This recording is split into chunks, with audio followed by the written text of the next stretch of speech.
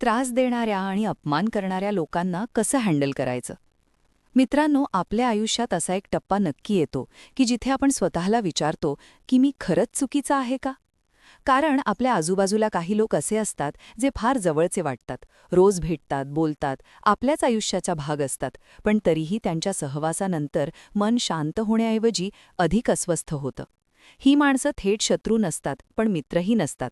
त्यांची भाषा गोड असते, पण अर्थ टोचणारा असतो. त्यांचे शब्द साधे वाटतात, पण मनावर खोल ओरखडे काढून जातात. हीच ती त्रासदायक, नकारात्मक आणि मनाचं खच्चीकरण करणारी माणसं असतात.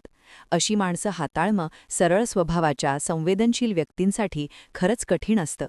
कारण आपण सगळ्यांशी चांगलं वागावं, समजून घ्यावं, कोणाचं वाईट करू नये, असा संस्कार आपल्यावर असतो. त्यामुळे अनेकदा इच्छा नसतानाही आपण त्यांच्या मनासारखं वागतो, त्यांच्या बोलण्याला उत्तर देतो, त्यांचा त्रास गप्प बसून सहन करतो. पण हळूहळू हेच सहन करणं आपल्याला आतून कमकुवत बनवतं.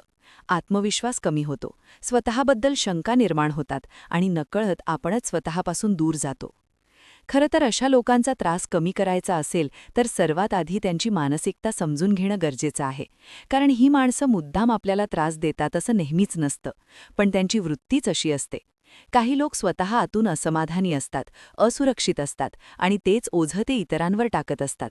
त्यांना दुसऱ्याच्या यशाने, शांततेने किंवा आनंदाने अस्वस्थ वाटतं. म्हणूनच ते टोमणे मारतात, दोष काढतात, निराशाजनक गोष्टी बोलतात. अशा लोकांपासून पळ काढणं हा कायमचा उपाय नसतो. कारण आपण कितीही टाळायचा प्रयत्न केला तरी आयुष्यात काही नाती, काही व्यक्ती अशा असतात ज्या पूर्णपणे टाळता येत नाहीत. कधी त्या घरातल्या असतात, कधी ऑफिसमध्ये, कधी नात्यातल्या, तर कधी समाजातल्या. त्यामुळे टाळू नका हा सल्ला कठीण वाटला तरी तोच वास्तववादी आहे. टाळण्यापेक्षा त्यांना सामोरं जाणं शिकणं अधिक उपयुक्त ठरतं. जेव्हा तुम्हाला माहीत असतं की अमुक एक व्यक्ती भेटली की मन अस्वस्थ होणार, चिडचिड होणार, तेव्हा त्या भेटी आधीच मनाची तयारी करून ठेवा. स्वतःलाच सांगा की हा माणूस असा आहेच, त्याच्याकडून काही वेगळं अपेक्षित नाही. तो काहीतरी टोचणार, नकारात्मक बोलेल हे गृहीत धरूनच समोर जा. त्यामुळे जेव्हा तो तसंच बोलतो तेव्हा तुम्हाला धक्का बसत नाही. तुम्ही आतून म्हणता, मला माहीत होतं हेच होणार.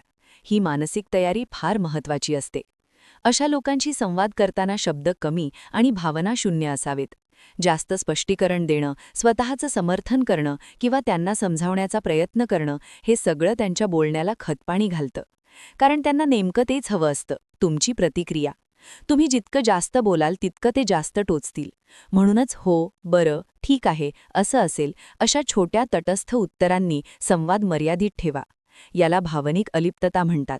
तुम्ही समोर आहात, ऐकत आहात, पण आतून गुंतलेले नाहीत. कधीकधी ते तुमच्यावर दोष टाकतात, आरोप करतात. अशावेळी नाही, मी असं नाही, माझा तो अर्थ नव्हता, असं वारंवार सांगितलं तर ते उलट अजून जास्त दोष काढायला लागतात. त्याऐवजी त्यांच्या बोलण्याला फारसं महत्त्व न देता शांतपणे होकारार्थी मान हलवणं अनेकदा जास्त परिणामकारक ठरतं. कारण त्यांना कळतं की त्यांच्या बोलण्याचा तुमच्यावर अपेक्षित परिणाम होत नाही.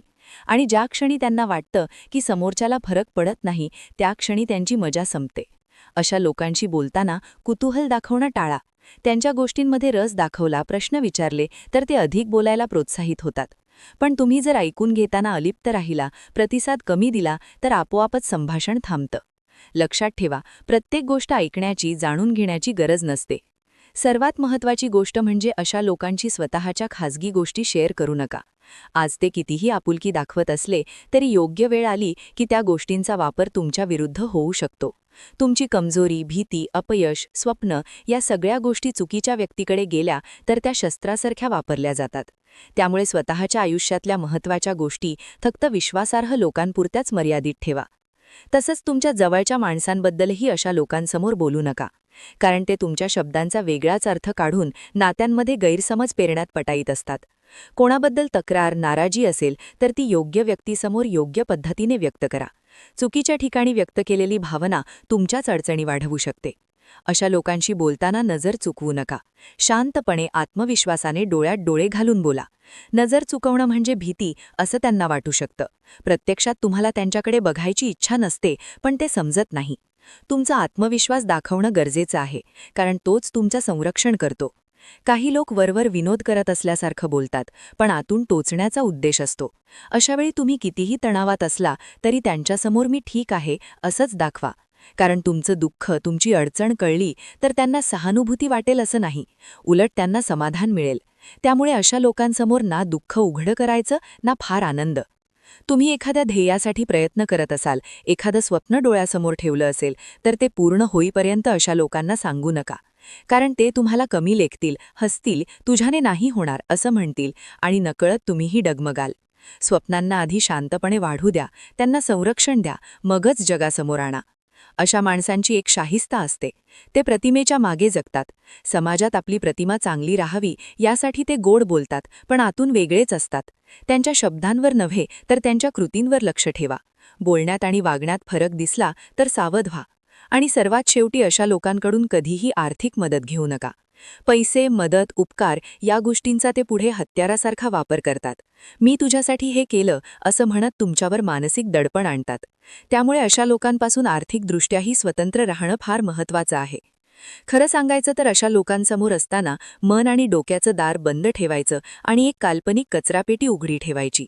ते जे काही निरर्थक, नकारात्मक बोलतील ते थेट त्या कचरापेटीत टाकायचं, मनात साठवायचं नाही.